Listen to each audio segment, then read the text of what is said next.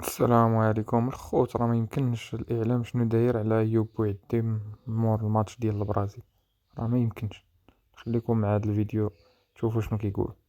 يا عيال عمره 18 سنة جنن وسط البرازيل، خلى انشيلوتي يبدل لاعبين الوسط الثلاثة كلهم. أداء عظيم من اللاعب عمره 18 سنة ما شاء الله تبارك الله. وفي نهاية المباراة فينيسيوس أخذ رجل المباراة، شيء مستغرب. والمغرب رسميا أول منتخب يوصل 38 مباراة بدون هزيمة، وبالتوفيق بقية المنتخبات العربية في الأيام القادمة. هو نحلة بس بينتج عسل. قرص نص ملعب البرازيل يعني كاسيميرو صحبته حطهم في جيبه اليمين والشمال. عمره 18 سنة، صغير بس يحير. زيدان كان هيتجنن علشان يخليه يلعب لمنتخب فرنسا، ولكنه رفض التجنيس وقال منتخب بلدي أولى. أيوب بوعدي الجوهرة المغربية اللي كان النهاردة بيعلم على نص ملعب السامبا البرازيلية. البرازيل اللي أساسا كانت المفروض تخسر من المغرب النهاردة. لكن أنت رأيك إيه؟ المغرب كانت تستحق الفوز على البرازيل ولا أنت مرضية معاك بالتعادل؟ احلم احلم ولازم تحلم، لان الاحلام تتحقق يا عزيزي.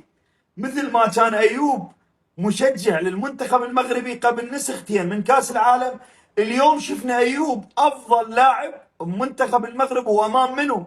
امام البرازيل. ويا عزيزي لازم تحلم انت هسه.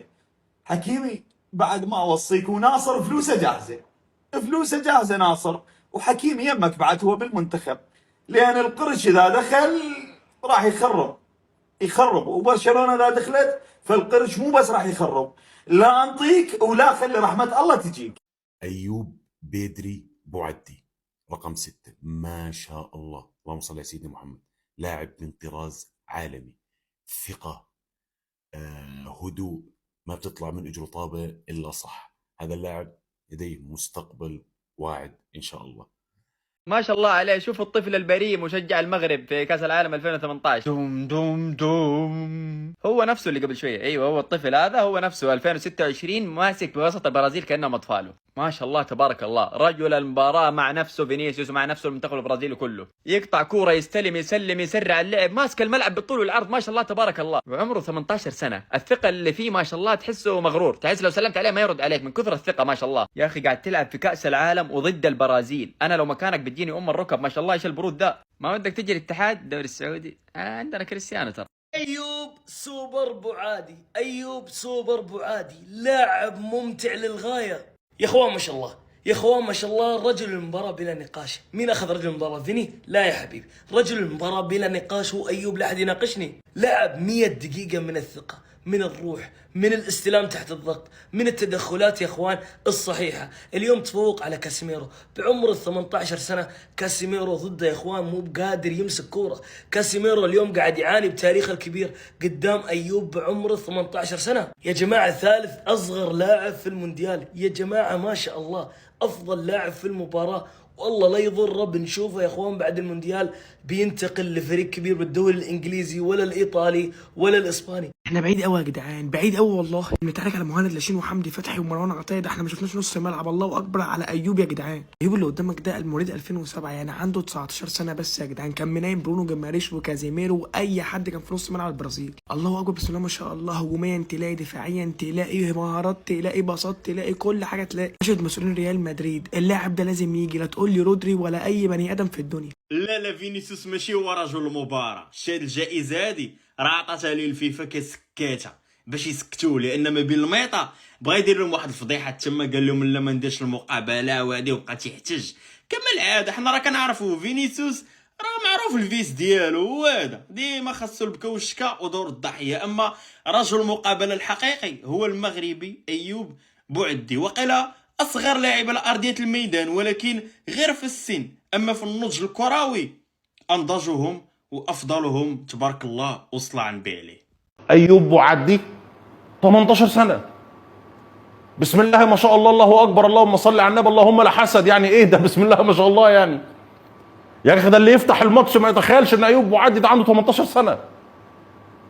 يعني انتوا شفتوا يا جدعان؟ ما شاء الله ما شاء الله ما شاء الله، الله اكبر. يعني ده لعيب عنده 18 سنه بيلعب قصاد نص ملعب مكون من برونو جيمارايش ولوكاس باكيتا وكاسيميرو ورافينيا وفينيسيوس على الاطراف ومش عارف ايه وبتاع، وهدوء وثبات واتزان. بسم الله ما شاء الله، بيلعب كانه عنده 4 كاس عالم. كانه عنده 2 بالون دور. في الدقيقة 100 أمام البرازيل أكثر من حقق البطولة في التاريخ في كأس العالم يا أيوب، وعدي وتعدي ما شاء الله تبارك الله. أنا عارف إنه في كل كأس عالم نكتشف موهبة ويوقع معاه نادي كبير، لكن أيوب يعدي في أول المباراة خلاص الآن الأندية بتبدأ تتضارب عليه كلها. بسم الله الرحمن الرحيم. أنا أطالب فيه في الاتحاد وأطالب فيه في الإنتر، أطالب إني أشوفه دائما. أي ثقة، أي هدوء يا رجل، مو شايف أحد في الملعب ما شاء الله تبارك الله. الكرة توصل له خلاص هو يبغى يعني قاعد يعزف. الله يحفظك. فولو لايك يا أخوان. السلام عليكم. أفضل لاعب في المباراة بين البرازيل والمغرب بالنسبة لي أيوب بوعدي، لاعب المنتخب المغربي، يلعب في نادي ليل الفرنسي. ما شاء الله على هذا اللاعب. بيرلو، مايكل بلاك، مسعود أوزيل، فنان بخروجه بالكرة، فنان. هذا اللاعب مستحيل أن يبقى في ليل الفرنسي الموسم القادم، من سابع المستحيلات. هذا اللاعب إذا ارتفع سعره الدبل. ما شاء الله على هاللاعب. أتمنى من رئيس النادي بايرن ميونخ رومانيجا أو أولي هونس أن يكون شايفين هذا المباراة وشافوا هذا اللاعب. كشافين نادي بايرن ميونخ أتمنى أن يكونوا شافوا هذه المباراة. لن يبقى في ليل الفرنسي الموسم القادم. لاعب ممتاز. بعيدا انه فينيسيوس اعطاه نجم المباراة، اقسم بيت الله الرجال ذا هو نجم المباراة الحقيقي. ايوب بوعدي بعمره 19 سنة قدم مستوى تاريخي ما شاء الله. والله انا واحد من العيال تونا نتابع المباراة، اقسم بيت الله انه يعني خاص صرت بس اشوف اللاعب يمسك الكورة بيبهذلهم، وحرفيا يبهذلهم ما شاء الله تبارك الله. والله مستوى جبار. بعد المباراة قعدت ابحث عنه، انا صراحة ما اعرفه. طلع يلعب في الدوري الفرنسي، والرجال اصلا هو كويس واليوم بدع زياده. الرجال لو كمل على المستوى هذا اقسم بايات الله ما يجي نهايه الموسم الجاي اللي هو من افضل لعيبه الوسط في العالم، لانه المستوى اليوم اللي قدم والمستويات اللي قاعد يقدمها بالمباريات اللي فاتت على كلام الناس وعلى اللقطات اللي انا شفتها شيء تاريخي ما شاء الله. والله برافو، شيء فخر انك انت تشوف لاعب عربي قاعد يقدم المستوى هذا. شكرا والله شكرا. طبعا المستويات هذه ما هي بعيده لعيبه المغرب، ما شاء الله لعيبه المغرب كلهم ما شاء الله 10/10، لكن الرجال ذا على حكم السن، رجال عمره 19 سنه بالمستوى هذا ما شاء الله تبارك الله. طب يا جماعة اللي ما اتفرجش بقى على ماتش البرازيل والمغرب يتفرج على ماتشات المغرب اللي جاية، عشان الراجل ده. مين الراجل ده؟ أيوب بوعدي، عنده 18 سنة. اللي انت شايفه ده النهاردة واخد نص ملعب البرازيل كله في الشورت. فينيسيوس مش قادر عليه وبيعمل عليه فاول. 18 سنة. واحنا عندنا مهيب عبد الهادي غيران من حمزة عبد الكريم، بيقول عليه حمزة لا ايه معلش غلطت في الاسم. غلطت في الاسم مين؟ ما تغلطش يا عم بقى. ده عنده 18 سنة اهو وشايل منتخب المغرب. على فكرة يا جماعة الراجل ده موهبة جبارة. اللي ما اتفرجش على الماتش فعلا بتاع البرازيل والمغرب يتفرج على ماتشات المغرب اللي جايه. بقولها تاني مرة لان اللعيب ده ما شاء الله بيجري لحد المدرجات. الله اكبر، بيجري لحد المدرجات. الراجل ما بيوقفش في الملعب وبياخد الكرة وبيطلع بيها من تحت وبيشوط وبيتحرك وبيضرب. متكامل. بيلعب فين؟ بيلعب في ليل الفرنسي. يعني دي حاجة قليلة على الامكانيات دي. لعيب لفت نظري والله. انا بتفرج على الماتش زيك يا عم، لقيت واحد بشعر عمال يعمل كده ويعمل كده وفينيسيوس مش قادر عليه. لا 18 سنة هو ما شاء الله، ومن نجوم كاس العالم. نتمنى كل التوفيق لحمزة عبد الكريم، وان شاء الله نشوفه زي ده كده في الملعب ومكسر الدنيا وهو صغير. مليون مبروك لمنتخب المغرب الشقيق على النقطة دي. عملتوا ماتش عالمي بصراحة، بس احنا برضه عملنا ماتش معاهم عالمي يعني، ود حتى لو ود يعني. الموهبة أيوب بوعدي اللي سلبوا منه جائزة أفضل لاعب اليوم في مباراة المغرب والبرازيل. تليفون برا الملعب إنه الولد هذا شاطر في الدراسة، فاز بامتياز في الثانوية العلمية، وفاز بأحسن متحدث في الخطاب من بين الأكاديميات كلها. والولد هذا الآن يدرس الرياضيات ويحضر الرياضيات. قالوا ليش تدرس الرياضيات يا أيوب؟ قال يخلي ذهني شغال. 2018 شوف صورته في المدرجات في روسيا يشجع منتخب المغرب. اليوم حلمه تحول لحقيقة وصار لاعب أساسي مع منتخب المغربي. عمره 18، مواليد 2007. تخيلوا لعب مع منتخب فرنسا في الفئات السنية. ديشام طلع في تصريح لما سألوه ليش ما استدعيت أيوب بوعدي، تعرفوا ايش قال لهم؟ قال لهم لاعب جميل بس استغربت ليش المغرب ما استدعوه. ديشام المستغرب بطريقة مستفزة. هذا هو أيوب بوعدي. ديشام ممكن ما استدعاه لمنتخب فرنسا عشان بعده زيدان. ديشام ماشي.